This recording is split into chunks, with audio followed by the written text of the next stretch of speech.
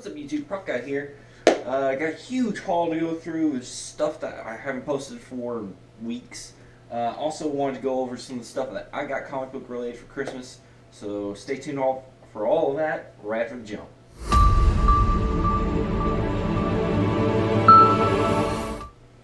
Alright, so let's start off the regular haul. It's quite extensive. I've got Detective Comics 1016.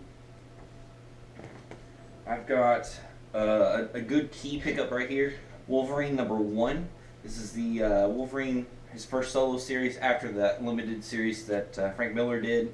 This is like 1989, I think, thereabouts. So I picked that up. First appearance of Wolverine as Patch also. And to go with that, I got Wolverine #2. Pretty cool. This is also another big key for this person whose name I cannot remember for my life right now. So those are two pretty cool pickups. Ra's al Ghul #3 from the series 6-issue miniseries by Neil Adams. Up next is Star Wars #1 reprint. Pretty cool to get this one. I'm a huge Star Wars fan, so one day I'll get an original, but for now, reprint will do. Up next, I've got Detective Comics 1017 for this Nora Freeze and Mr. Freeze arc. The Batman Last Night on Earth. This is book 3. It's the final part of what is supposed to be Snyder's last ever with Batman. So I'm not ready yet. I'm looking forward to it. Hopefully it's going to end as good as the first two have been. Because I really enjoyed the first two. I just don't want to be disappointed. Up next is just a freebie one-shot, Road to 100 on Teenage Mutant Ninja Turtles. Next is, I forgot I had this in here. It's just a spotlight on Marvel stuff for the next year. Just kind of like a freebie, promos and stuff. Up next is Tomb of Dracula #10 reprint. Really nice facsimile edition on this one. This is, of course, the first appearance of Blade, the Vampire Slayer. So cool key to have. DC's getting into the facsimile reprints too. So here's Green Lantern, Green Arrow #85.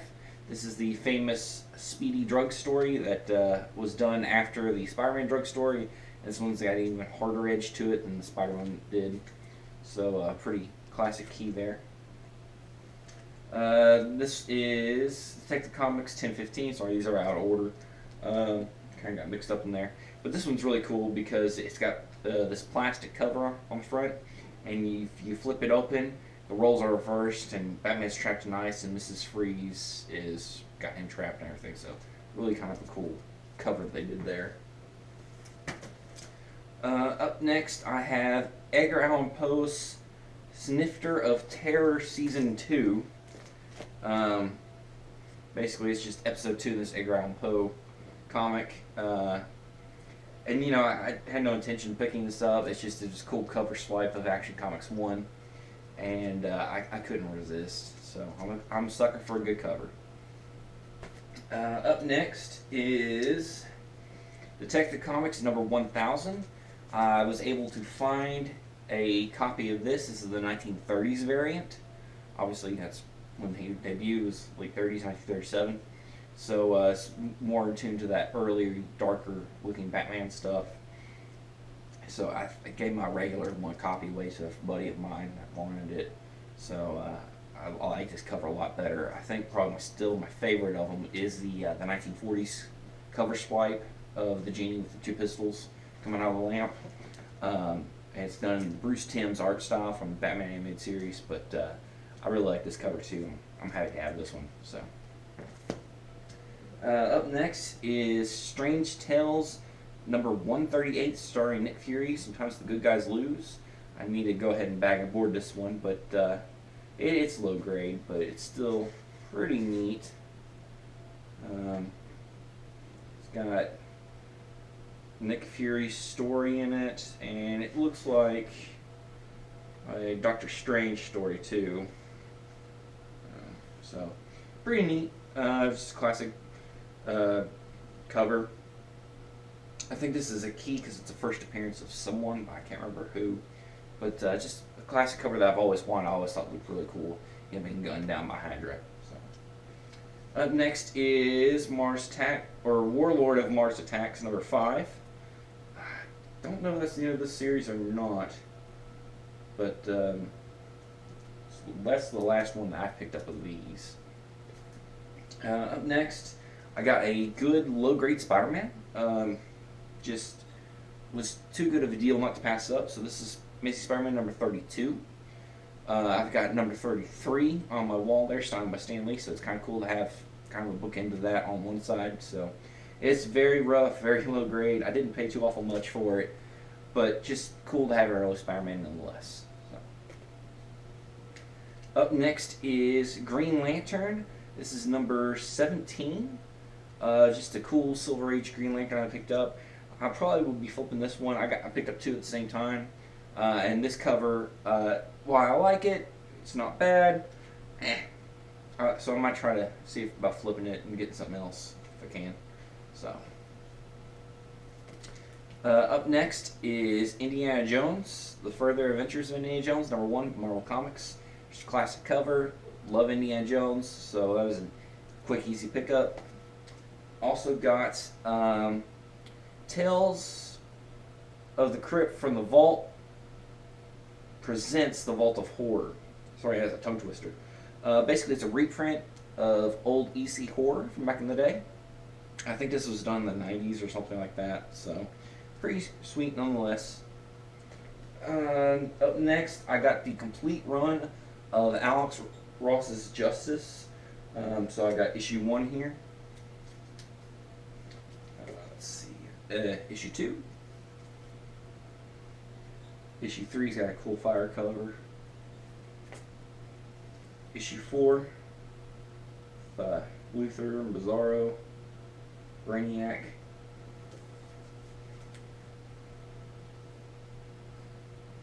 Cheetah and Wonder Woman. Got the Atom there. This is a cool Hawkman, Hawkgirl cover. Issue 7. I've got issue 8. Captain Cold and Flash. Black Adam, Captain Marvel, Mary Marvel, Captain Marvel Jr. here, issue number 9. Issue number 10. And if you've never read this series by Alex Ross, it's really, really good. The artwork is superb. He's one of my favorite comic book artists. It's just everything looks like a beautiful portrait. And number 11 there. And the final issue is number 12 here. So, got the whole run of that. Got it for a pretty good price too from a buddy of mine. Up next, from the same guy, I got this other Marvel series. It's a 5-issue series. It's called Bullet Points. Basically, it's like an alternate what if almost. And it revolves around if Captain America had never existed, so how the world would have turned out. So here's issue number 1 there.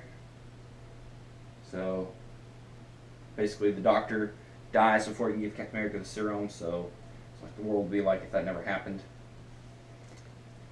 I've got issue number 2 here. Cool Hulk cover. Issue 3. Interesting Nick Fury. Issue 4. Deals with Spider-Man, looks like. I've not got to read it yet. I've been very excited to read it for a long time, actually. And issue 5 there with Galactus and Silver Surfer. From the same guy, I also picked up Meet Monkey Man and O'Brien. This is a one-shot special. Just kind of curious to read it. I've heard it's pretty good stuff. The artwork really intrigued me, so got a pretty good deal on that. And also got issue number 1 of 3, issue 2 of 3, and issue 3 of 3. So I've got the whole series. So. And this last thing I got from him was World's Finest, Batman Superman Adventures, when they had the crossover there at the end. Got the graphic novel of it, so just a big Batman TAS fan. This is my childhood right here, so I was excited to pick that one up. And I think this one I just got today is Detective Comics 1018, so I'm behind on reading on my Detective. Need to get caught up on that. True Believers, the Criminally Insane Green Goblin. This reprints Amazing Spider-Man number 14, first appearance of Green Goblin. Also has an Incredible Hulk crossover. So, yeah, there's the original cover. So, nice little pickup to read. My comic book shop was giving out these nice little lithographs for the Empire Strikes Back 40th anniversary, which is now this year. So, you might want to check, make sure your old comic book shop doesn't have one too. It's a nice little print. And this last one is something else I picked up today. It's J. Warner Presents Classic Pulp Horror. It's from Source Point Press. I've not really heard of them. Apparently it's like a reprint of old school horror stories. I love the cover. I love old classic horror stuff, so just figured it was worth a shot picking up. And last but not least, my Christmas pickups. Now I got some good stuff for Christmas. The wife was good to me this year. I got Killing Joke, CGC 9.0. This is first printing. Very, very nice book. One I've wanted for a long time, and for some reason lately, it's hard to find these in the wild. Obviously, you can always find them on eBay and what have you, but I didn't want to pay eBay prices for this. But I was able to find this in the wild, and it's a good little pickup. Classic Batman story, probably the classic Batman story other than The Dark Knight Returns. Just a lot of important things happen in this book. Barbara Gordon being shot and crippled. And just that iconic ending scene with Batman, Joker, and Batman telling the joke and everything. So this, along with Dark Knight Returns, was one of the inspirations for the first Batman film that Tim Burton did. He literally would hold up these two books and say, this is what this movie needs to be like. So very, very important comic. Very nice key to have. So glad I got it. Up next is something I was really, really excited about. John Byrne's X-Men number 21. First full color appearance of Hellboy. He's got a couple other contested first appearances. He's got like a San Diego Comic-Con Comics Presents and a couple other different ones where he appears like in a poster in like an earlier issue of X-Men. He's got like a black and white appearance and a half semi-weird color appearance where he's like bluish gray. But this is the first time we get to see Hellboy as we actually know him now. So really, really nice pickup. An issue I've wanted for a long time. I got a really good deal on it. I could not pass it up. So really nice. CGC 9.6. I love the double wraparound cover there. Same cover on the back. Just about all the wording and everything. Really, really excited to have this. Really, really nice. Also, I really like the newer CGC cases. They're a lot better than they used to be. Don't have hardly anywhere near as bad as the Newton ring, where we kind of like show like an oily spot look like. Also, I like how they stack into each other really well. That's really nice. I really appreciate that. So, good job on the new cases, CGC. If you've had any of the older cases, you can understand my complaints on those. Alright, so these last two are big and heavy. We'll start, they're both these Toshin books, big old coffee table books. This is the Marvel Age of Comics from 61 to 78. Basically, these things just go through whole histories of Marvel through that time period. Lots of great artwork, lots of great information. I barely got to skim through it, but the back there's got Incredible Hulk number 1. But I already picked up some new information, like for instance, Amazing Spider-Man number 1, Amazing Fantasy 15. Steve Ditko actually didn't do the cover art for those two. His cover art was rejected because he used a different perspective, which is how he did the rest of the series. But for those first two appearances of Spider-Man, the cover art was actually done by Jack Kirby because they liked his better. Interesting tidbit, I don't know why. And they do show what Ditko's artwork looks like for those covers, and it actually doesn't look bad, but it's quite different than the iconic artwork that we ended up getting. So really, really excited to have this. Can't wait to crack it open. It's going to take a while to get through. This is about 6-7 pounds of book. It's not light. However, it is light compared to this next one. This next one is 2011's 75 Years of DC Comics, and yes, I am straining because this book weighs 10 pounds. It is absolutely massive. So, by comparison, here is it next to the little Marvel one. And it's thick. It's really thick. So, this is actually the second printing. First printing was even bigger, add another couple inches all around, and add about another 5 pounds. So they shrunk it down, and it make it a little more manageable, but it's still pretty hefty. And then, as nice as the Marvel volume is, this one just blows it out of the water, because it's got so much information, and from a longer time span. It goes all the way to the modern stuff. It goes right before New 52 starts, so about 2010. But it's got a wealth of information, even like pre-Superman level stuff on the Golden Age. So we got Golden Age stuff there. Really beautiful, beautiful book. Lots of nice color copies of things. A lot of information. It's going to take me forever to make it through this book. There's a classic All-American Comics. It's actually Green Lantern's first appearance, Golden Age Green Lantern. And everything's divided up really well too. If we get to the beginning here. So before they start each era, they will do this nice little thing here. So you got the Golden Age and this on this giant splash page. Now on the first printing, it would actually be like a gold foil, and that's how they're all different colors foils for that different era.